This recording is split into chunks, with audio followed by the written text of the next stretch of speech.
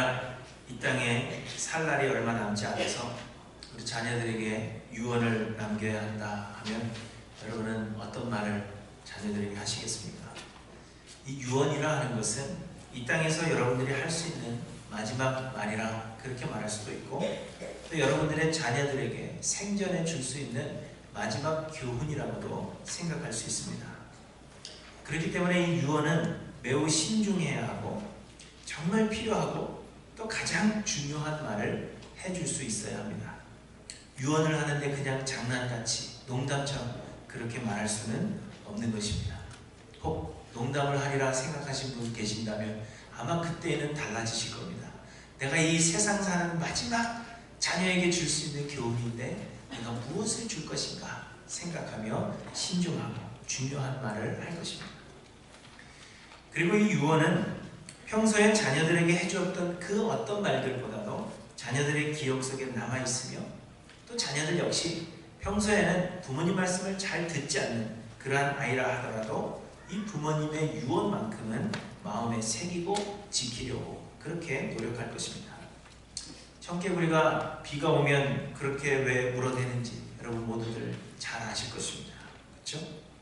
엄마 말을 너무나도 듣지 않던 청개구리들이 있었는데 이들은 항상 엄마의 하는 말에 반대로 행동했습니다. 오른쪽으로 가라 하면 왼쪽으로 가고, 일어나라 하면 누워버리는 그런 개구리들이었습니다. 아마 우리의 모습과도 같은 그런 모습은 아닐까 생각이 되는데, 그런데 이 엄마 개구리가 병들어 죽게 되었는데 엄마가 생각해보니까 엄마를 땅에 묻으라 하면 강에다 버릴 것 같은 겁니다. 그래서 엄마가 말하기를 엄마가 죽으면 이 엄마를 강에다 내다버려라, 그렇게 유언을 하죠. 그랬더니 이 청개구리들이 어머니 살아생전에는 우리가 한 번도 어머님의 말씀을 들은 적이 없는데 이 유언만큼은 어머니의 소원을 들어드리자. 그래서 어떻게 해요? 강에다가 어머니의 시신을 버리게 됩니다. 그래서 이 청개구리들이 비만 오면 그렇게 엄마의 시체가 떠내려갈 것을 걱정하여서 울어댄다 하는 그런 이야기가 있습니다. 이 이야기는 하나의 우화에 지나지 않지만 이 이야기처럼 사람들은 다른 말은 다 안 들어도 이 마지막 유언만큼은 지키려고 노력한다는 것입니다. 저희 아버님도 저에게 두 가지를 말씀하고 가셨습니다. 하나는 목사 안수를 받는다고 해서 목사로 완성됐다고 생각하지 마라 하는 것입니다. 안수를 받는 그 순간부터 목사가 되기 위해서 노력하는 것이지 결코 안수가 완성을 의미하는 것이 아니다 하는 말씀을 해주셨고요.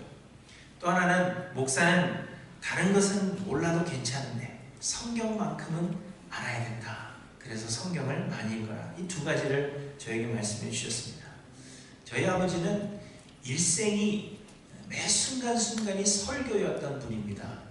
그래서 주일만 설교하시는 게 아니라 앉으면 설교를 하셨어요. 그러니까 얼마나 많은 말씀을 저에게 해주셨겠습니까? 그런데 하나도 기억이 나지 않습니다. 그러나 저희 아버지 돌아가신 지 6년이 지났지만 다른 것들은 다 기억이 나지 않지만 이 두 가지는 여전히 제 머릿속에 남아있습니다. 그렇기 때문에 이 유언이라는 것은 매우 신중하게 해야 되는 것이고, 유언은 가장 중요하고 또 인생에 있어서 가장 핵심적인 그런 교훈이라 우리가 말할 것입니다. 그런데 오늘 본문 1절에 보시면 다윗이 죽을 날이 임박하며 그의 아들 솔로몬에게 명령하여 이르되 이렇게 말씀하고 있습니다. 곧 오늘 본문은 이 다윗이 그의 아들 솔로몬에게 남긴 유언이라는 것입니다. 다윗은 정말 파란만장한 그러한 삶을 살아왔습니다. 보통 사람들이 쉽게 경험하지 못할 우여곡절이 많고 시련이 많은 그러한 삶을 살아왔습니다.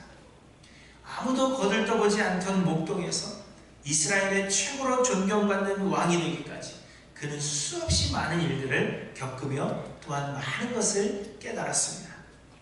그런데 그런 다윗이 그의 삶에서 깨달은 그 수많은 교훈들을 종합하여서 가장 핵심적인 그 교훈을 오늘 솔로몬에게 유언으로 남기고 있다 하는 것입니다. 그렇기 때문에 오늘 다윗이 솔로몬에게 한 유언이 무엇인가 우리가 깊이 생각해 보는 것은 우리의 신앙생활에도 매우 유익할 것이라 하는 것을 여러분 기억하시기 바랍니다. 오늘 다윗이 솔로몬에게 한 유언의 이 말씀은 우리의 신앙생활에 있어서도 핵심이라 할 수 있는 그런 말씀이며 우리가 반드시 기억하고 우리의 가슴에 새겨야 할 말씀이라 하는 것을 여러분 먼저 생각해 보시기를 바랍니다.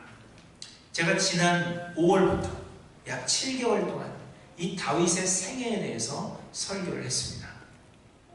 그런데 다른 것은 다 기억 못하셔도 괜찮습니다. 물론 이미 대부분을 다 잊어버리셨겠지만 오늘 말씀은 내 아버지가 나에게 주시는 마지막 유언이다, 그러한 생각을 가지시고 오늘 말씀에는 꼭 집중하시기를 간절히 소망합니다. 저는 여러분의 아버지는 아니지만 그래도 하나님께서 우리에게 주시는 마지막 유언이라 하는 생각으로 오늘 말씀에 집중하시면 좋겠습니다.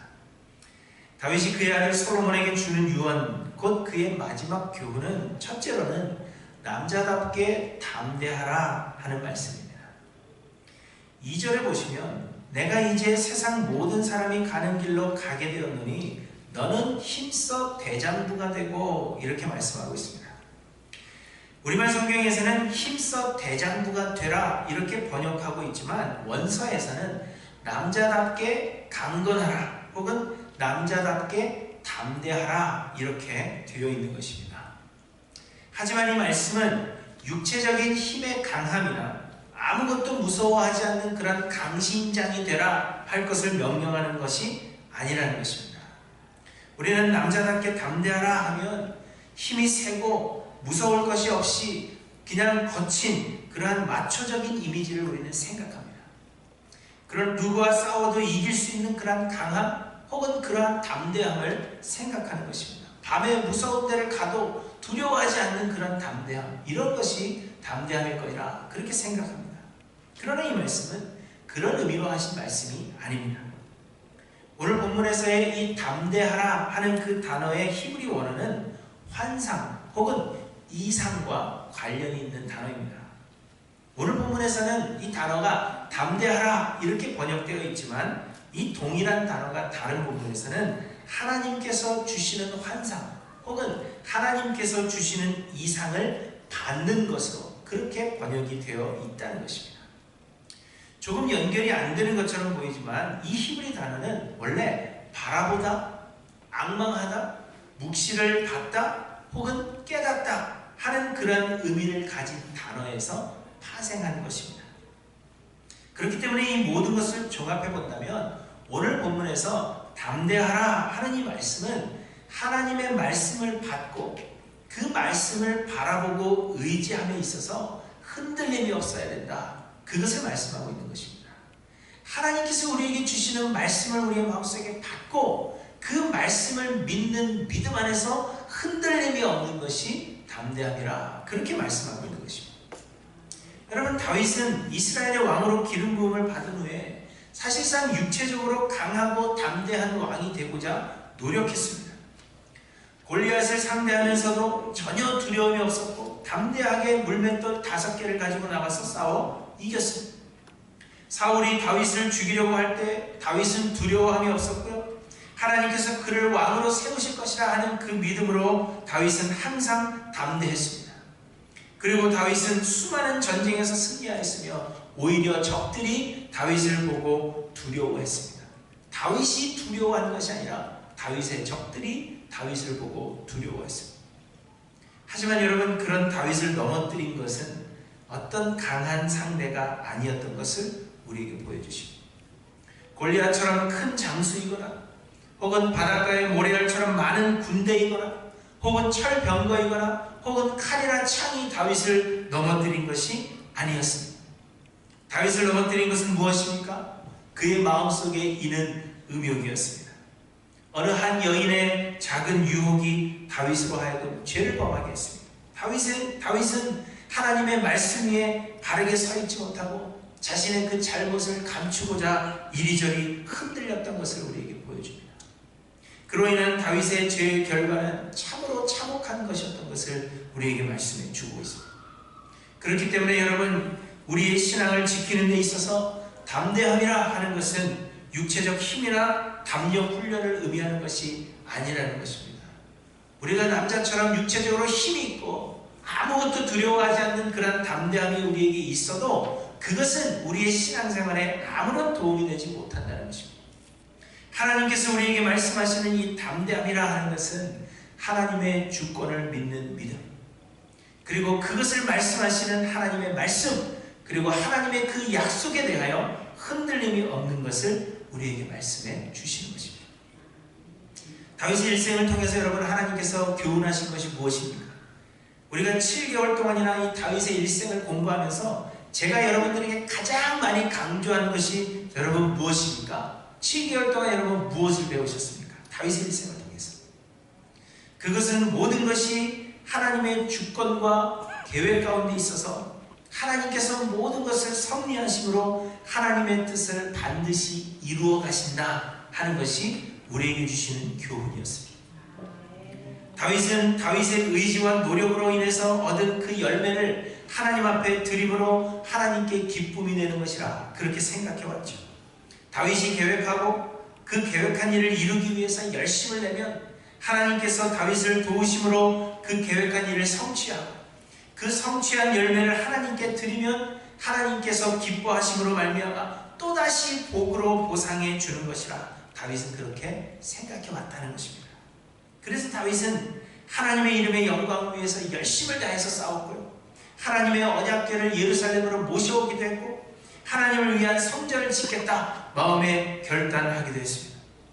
하지만 하나님은 다윗의 실체를 보게 하셨습니다. 다윗은 죄로 가득한 죄인일 뿐이요 아무것도 스스로 할 수 없는 연약한 인간에 불과하다는 것을 하나님은 깨닫게 하셨습니다. 다윗이 하나님을 위해서 뭔가를 행하는 것이 아니라 하나님께서 다윗을 통하여 하나님의 일을 이루시는 것이요, 다윗이 그의 힘과 의지로 하나님 앞에 바르게 서 있는 것이 아니라 다윗은 넘어질 수밖에 없는 자이지만 하나님의 은혜가 다윗을 붙잡고 계시는 것이라 하는 것을 다윗의 일생을 통해서 말씀해 주셨다는 겁니다. 다윗이 잘나서 서 있는 게 아니고 하나님께서 다윗을 붙잡고 계셨던 것입니다. 그래서 다윗은 하나님을 위해 뭔가를 할 수 있는 존재가 아니고 성전을 지을 수 있는 그런 존재가 아니라 그저 하나님의 그 약속을 믿고 그 가운데 서 있어야 되는 자임을 우리에게 말씀해 주셨다는 것입니다. 그래서 여러분, 다윗이 깨달았습니다. 우리는 그저 하나님의 뜻하신 바가 이루어질 것을 믿음으로 흔들림이 없이 주를 바라보는 것이 담대함이구나 하는 그 사실을 다윗은 깨닫게 되었습니다. 우리는 어떤 문제가 생기면 어떻게 합니까? 이렇게 해야 하나? 저렇게 해야 하나? 우리가 어떤 결정을 내리고 우리의 힘으로 뭔가를 해나가야 된다 그렇게 생각합니다. 올바른 결정을 신속하게 내릴 수 있는 그 사람이 우리는 훌륭한 지도자요, 그를 우리는 담대한 사람이라 그렇게 생각하는 것입니다. 하지만 다윗의 일생을 통해서 하나님께서 교훈하신 것은 하나님께서 하나님의 뜻을 이루실 것을 믿고 그저 하나님을 온전히 바라봄에 있어서 흔들림이 없는 것이 담대함이라 하는 것을 우리에게 말씀해 주시는 것입니다. 환경이 어떻게 변하든지 우리의 주변에 일어나는 일들이 어떻게 일어나든지 그것 때문에 두려워하며 내가 어떻게 일을 해나갈 것인가 그것을 걱정하는 것이 아니라 이 일을 통하여서도 하나님께서는 일을 이루실 것이라 그것을 믿고 담대하게 예수 그리스도를 바라보는 것, 그것이 담대함임을 우리에게 설명해 주고 계시는 것입니다.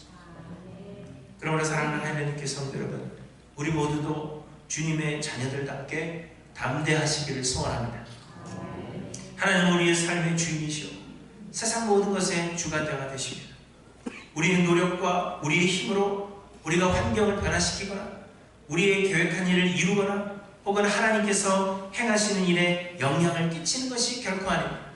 우리는 다만 하나님께서 계획하시고 행하시는 그 일을 우리를 통해 이루시고 우리의 어떤 환경에도 담대하며 흔들림이 없이 우리의 주인 되시는 예수 그리스도를 바라봄으로 서 있는 것, 그것만이 우리의 할 일임을 우리에게 말씀해 주시는 것입니다. 특별히 우리 남편 되시는 분들께 고합니다. 여러분, 남자답게 담대하십시오. 아내들은 베드로전서에서 말씀하신 것과 같이 연약한 그릇이라 그렇게 말씀하셨습니다. 그래서 여자들은 어떤 환경이 되면 두려워합니다. 이렇게 해야 하나? 저렇게 해야 하나? 그렇게 많은 것을 걱정하며 갈대와 같이 흔들리는 것이 여자입니다. 이것을 뭐 여자가 잘못했다 얘기하는 게 아니고요. 여자는 그런 존재로 하나님께서 창조하셨습니다. 그러니까 그런 것이 당연한 겁니다. 그래서 하나님은 남편들을 한 가장의 머리로 두신 것입니다. 하나님께서 이루실 선을 생각하면서 어떤 환경에도 하나님의 선은 우리의 가정을 통하여 이루실 것이라 하는 그 선을 생각하시면서 예수 그리스도를 바라보며 흔들림이 없는 남편들이 되셔야 한다는 겁니다. 여자처럼 그냥 똑같이 이거 어떻게 할까 저거 어떻게 할까 걱정하며 근심하는 것이 아니라 모든 환경에도 하나님은 우리의 가정을 통하여 하나님의 선을 이루실 것이라 그것을 믿는 믿음 안에서 흔들림이 없으셔야, 그래서 주님을 바라보며 주님 앞에 나오는 일에 흔들림이 없으셔야 가정이 흔들리지 않는 겁니다. 한 나라의 왕이 흔들림이 없이 서 있어야 그 나라가 바르게 서는 것과 같이 남편들이 가장으로서 흔들림이 없이 서 계셔야 한 가정이 바르게 서게 되는 것임을 우리에게 말씀해 주시는 것입니다. 그러므로 사랑하는 성도 여러분, 특별히 우리 남편 되시는 분들, 하나님의 그 말씀에 굳건히 서시는 남자답게 담대한 분들 되시기를 주님의 이름으로 간절히 축원합니다.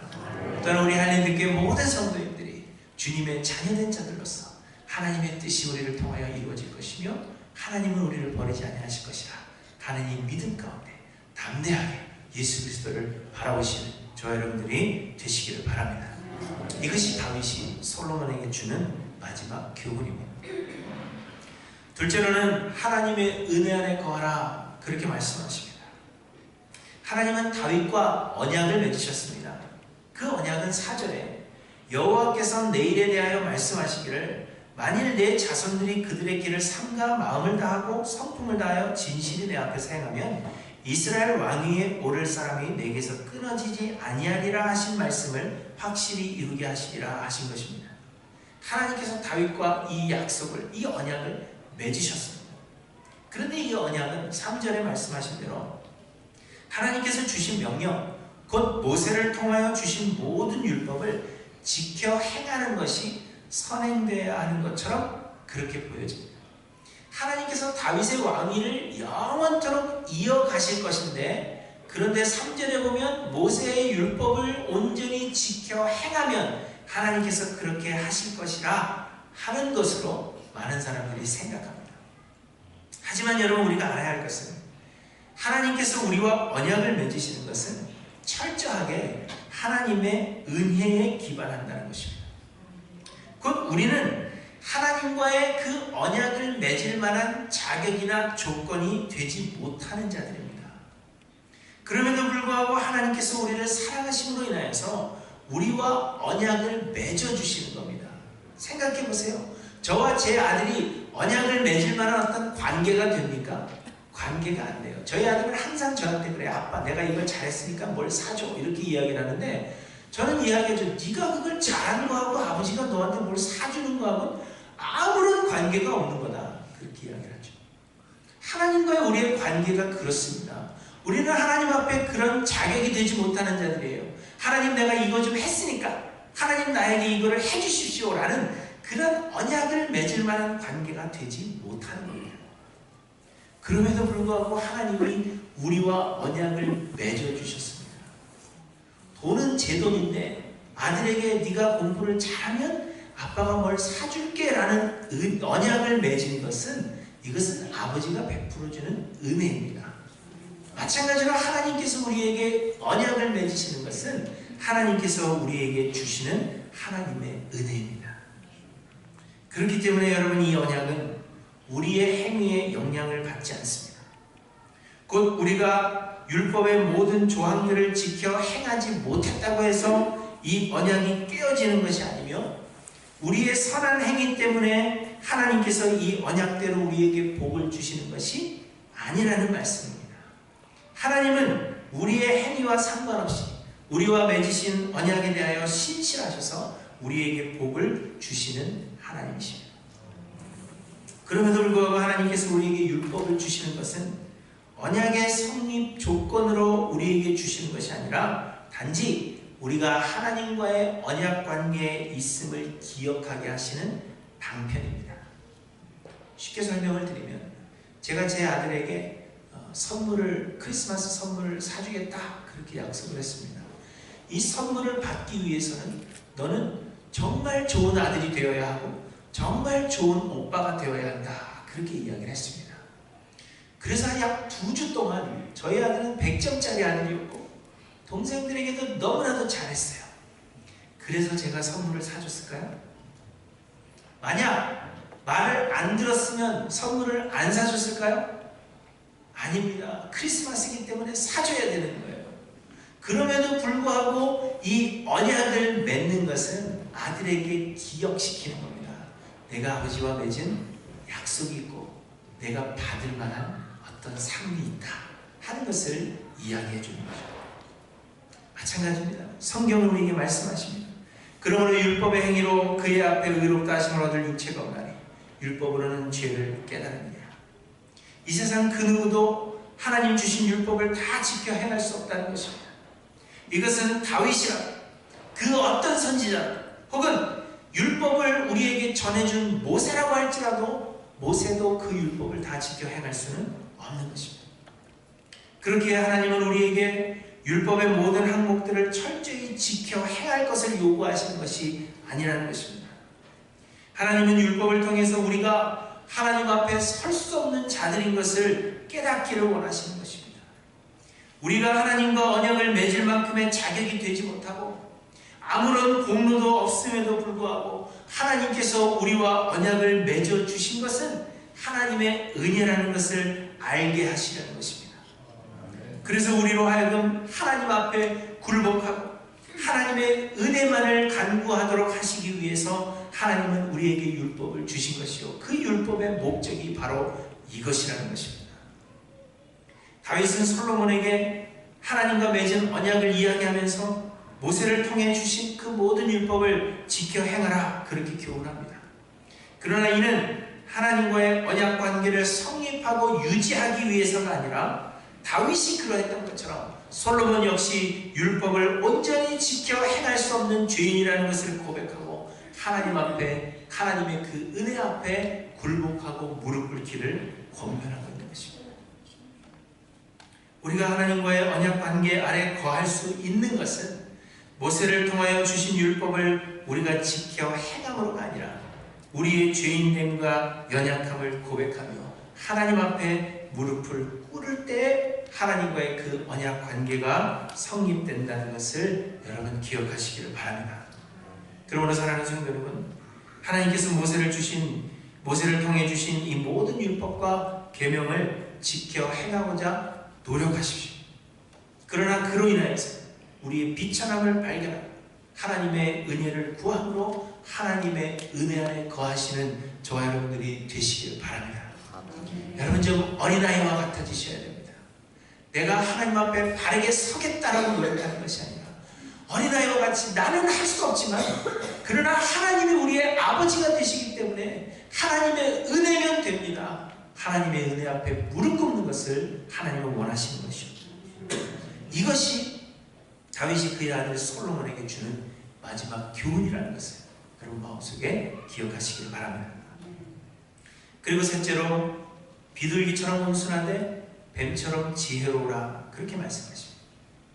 오늘 본문의 이 후반부에는 이 상황에도 맞지 않는 것 같고 또 다소 이해하기 힘든 그런 말을 우리에게 주십니다. 곧 요압 장군과 시므이에 대해서는 그들을 죄 없는 사람 취급하지 말고 또 바르실레 아들들에게는 은총을 계속해서 베풀어주라 그렇게 말을 합니다. 요압 장군은 다윗의 명령을 어기고 이스라엘의 군대 장관 아브넬과 압살롬의 군대 장관이었던 아마사를 죽였습니다. 그리고 오늘 본문에는 언급하고 있지 않지만 다윗의 아들 압살롬을 죽인 것도 요압입니다. 시므이라는 사람은 다윗이 압살롬을 피해서 도망할 때 흙을 뿌리고 침을 뱉으면서 다윗에게 아주 심한 말로 저주한 사람이 이 시므이입니다. 다윗은 이 두 사람에게 은혜를 베풀어서 그들의 죄값을 물지 않고 그들을 용서해 주었습니다. 그런데 오늘 본문에서 솔로몬에게는 이 사람들이 죄 없는 사람인 것으로 여기지 말라 그렇게 이야기하고 있는 것입니다. 반면에 바르실레라는 사람은 다윗이 압살롬을 피해서 도망할 때 다윗을 전적으로 도와준 사람입니다. 다윗이 예루살렘으로 귀환하면서 이 바르실레에게 너도 나와 같이 요단을 건너서 예루살렘으로 가자. 내가 너에게 살해하리라. 그렇게 이야기하지만 이 바르실레는 나이가 많다 하는 이유로 거절합니다. 그리고는 대신에 그의 아들들을 거두어 줄 것을 부탁했습니다. 다윗은 솔로몬에게 이 바르실레의 아들들에게는 계속해서 은혜를 베푸는 것이 마땅하다. 그렇게 이야기해주고 있는데 이는 지극히 당연한 것으로 여겨집니다. 그런데 우리가 이해할 수 없는 것은 6절에 보시면 요압에 대하여는 내 지혜대로 행하여 그의 백발이 평안히 스올에 내려가지 못하게 하라. 이렇게 말하고 있고 9절에도 시므이에 대하여서 그를 무죄한 자로 여기지 말지어다. 너는 지혜 있는 사람이므로 그에게 행할 일을 알지니 그의 백발이 피 가운데 스올에 내려가게 하라. 이렇게 말합니다. 쉽게 생각하면 다윗이 솔로몬에게 이들의 죄를 처벌해라 혹은 그들을 죽여라 그렇게 말하는 것으로 보여집니다. 본인은 이들에게 은혜를 베풀었는데 본인이 직접 처벌하면 될 것을 솔로몬에게 처벌하도록 그렇게 하고 있다 하는 것이 이해하기가 힘든 그러한 부분입니다. 그러나 여러분 이 상황을 잘 생각해 보시면 다윗은 솔로몬에게 이들을 처벌할 것을 명령하고 있는 것이 아니라 이들은 은혜를 입었음에도 불구하고 죄 없는 자들이 아니며 그렇기 때문에 이들은 처벌을 받게 될 것이다 라는 것을 솔로몬에게 일깨워주고 있는 것입니다. 그래서 솔로몬에게 이들을 대하는 데 있어서는 지혜롭게 행해야 된다. 그렇게 이야기하고 있는 것입니다. 내 지혜대로 행하여 이렇게 말하고 있고 너는 지혜 있는 사람이므로 이렇게 말하므로 이들을 대할 때 지혜롭게 대해야 된다. 그것을 말씀하고 있는 것입니다. 다윗은 이들에게 은혜를 베풀어 주었습니다. 그렇다고 해서 이들이 의인이 된 것은 아니라는 것입니다. 다윗은 그들의 죄를 덮어주었지만 그렇다고 해서 그들이 의인이 된 것은 아니라는 것입니다. 이들은 여전히 죄인들입니다. 그렇게 이들을 대하는 데 있어서 그들을 무조건 믿고 의지할 것이 아니라 이들을 대하는 데 있어서는 지혜로워야 한다 하는 것을 교훈하고 있는 것입니다. 그리고 결국에는 이들은 죄인들이기 때문에 이들을 처벌해야 할 때가 반드시 올 것이라는 것을 이 솔로몬에게 말해주고 있는 것입니다.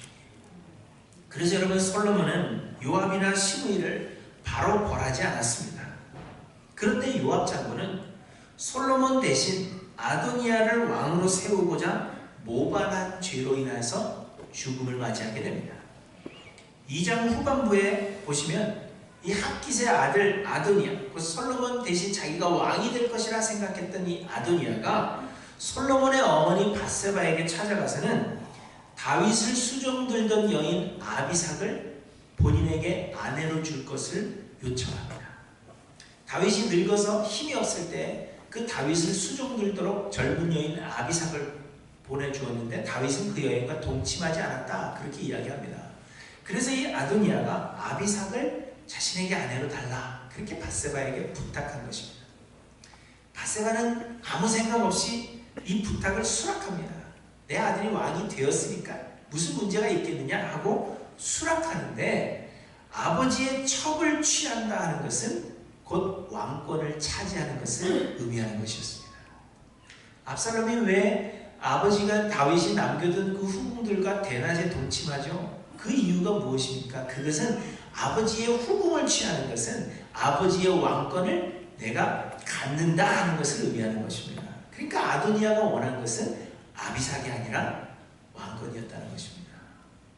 이로 인해서 솔로몬은 분노하여서 아도니아를 죽이게 되는데 요압 장군도 아마도 그와 함께 이 계획을 세웠을 것으로 그렇게 보여집니다.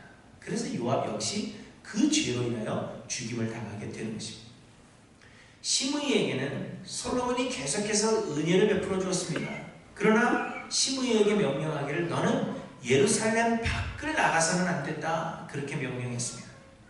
그런데 3년 후에 시므이의 종들이 도망하는 일이 일어났는데 이 시므이가 이들을 잡으러 가기 위해서 예루살렘 밖으로 나아가게 됩니다. 그로 인해서 왕의 명령을 어긴 것이 되어서 이 시므이 역시 죽임을 당하게 되었다는 것을 우리에게 말씀해 주죠. 이들은 모두 다윗의 명령에 의해서 죽은 것이 아니라 이들이 또 범죄함으로 인해서 죽임을 당하게 되었다는 것을 우리에게 말씀해 주십니다. 이처럼 여러분, 이 세상을 사는 모든 사람들은 은혜 받은 죄인들입니다. 하나님께서 우리에게 은혜를 베풀어 주셨지만 그렇다고 해서 우리가 의인이 된 것은 아니라는 것입니다. 우리는 여전히 죄인들이요, 우리는 그저 은혜 가운데 있는 것뿐입니다. 우리는 하나님의 은혜를 받은 자들로서 모든 사람들에게 은혜를 베풀어 주는 것이 마땅하지만 그럼에도 불구하고 우리 모두가 죄인이라 하는 것을 우리가 기억함으로 이 죄인들을 대하는 데 있어서 지혜로워야 한다는 것을 우리에게 말씀해 주시는 겁니다. 베드로전서 5장에 보시면 근신하라 깨어라 너희 대적 마귀가 우는 사자같이 두루다니며 삼킬 자를 찾나니 이렇게 말씀하고 있습니다. 고린도후서 11장에서는 사탄도 자기를 광명한 천사로 가장하여 우리를 유혹하고 미혹한다고 우리에게 말씀하고 있습니다. 곧 이 세상에는 우리를 넘어뜨리며 우리를 믿음에서 멀어지게 하려는 악의 계략이 항상 존재하고 있다는 것을 우리가 알고 그래서 그것을 경계해야 한다 하는 것을 다윗이 이야기하고 있는 것입니다. 그래서 여러분, 예수님은 제자들을 세상에 전도하러 보내시면서 뭐라고 말씀하십니까? 내가 너희를 보내는 것이 마치 양들을 이리떼 가운데로 보내는 것과 같구나. 그렇게 말씀하시면서 예수님이 말씀하십니다. 그래서 너희들은 뱀같이 지혜롭고 비둘기같이 순결해야 된다. 그것을 말씀하고 있는 것입니다. 다윗은 솔로몬에게 악한 자들을 바로 처벌하라. 그것을 명령하고 있는 것이 아닙니다. 다만 악이 존재하고 있다는 이 놀라운 사실을 기억하고 악에 대한 경계를 늦추지 말아야 할 것을 우리에게 말씀해 주고 있는 것입니다.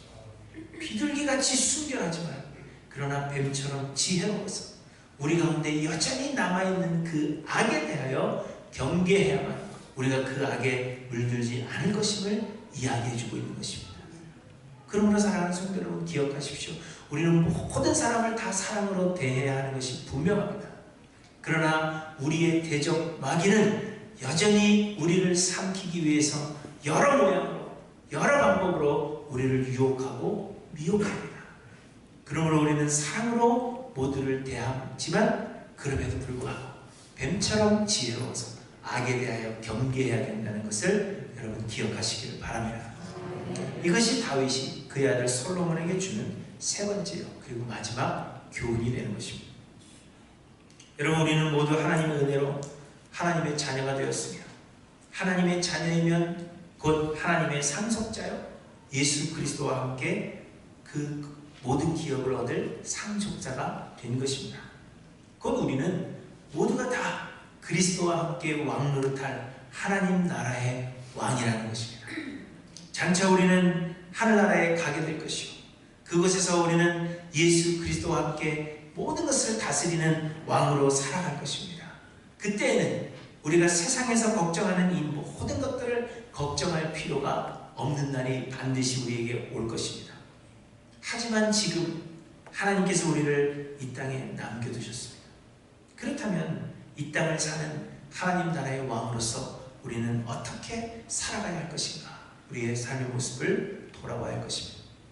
오늘 보면은 그의 아들 솔로몬을 향한, 이제 다윗은 모든 사람이 가는 길로 가게 되겠지만 그가 남겨둘 그의 아들 그 솔로몬을 향한 다윗의 마음을 적고 있는 것입니다. 그와 마찬가지로 이 오늘의 말씀은 하나님께서 이 땅에 남겨두신 하나님의 자녀된 자들인 바로 우리들을 향한 하나님의 마음이요, 그래서 하나님께서 우리에게 주시는 핵심적인 교훈이며 유언과도 같은 말씀이라 하는 것을 여러분 기억하시길 바랍니다. 그러므로 사랑하는 성도 여러분, 하나님의 주권을 믿음, 어떤 상황에서 예수 그리스도를 바라봄에 있어서 흔들림이 없으시는 저 여러분들이 되시기를 바랍니다. 하나님의 율법과 계명을 지키고자 힘쓰되 우리의 부족함을 발견하여 하나님의 그 은혜 앞에 굴복하고 무릎 꿇으시는 어린아이와 같은 신앙인들이 되시기를 간절히 소망합니다. 그리고 우리에게 모든 사람에게 은혜를 베풀 때 악에 대한 경계를 늦추지 않는 뱀같이 지혜롭고 비둘기같이 순결한 저와 여러분들이 다 되시기를 바랍니다. 예수 그리스도와 함께 우리가 영원토록 왕노릇할 하나님 나라의 왕같은 제사장들로서 온전히 바르게 세워져 가시는 하이랜드 교회 모든 성도님들이 되시기를 주님의 이름으로 간절히 축원합니다. 기도하십니다.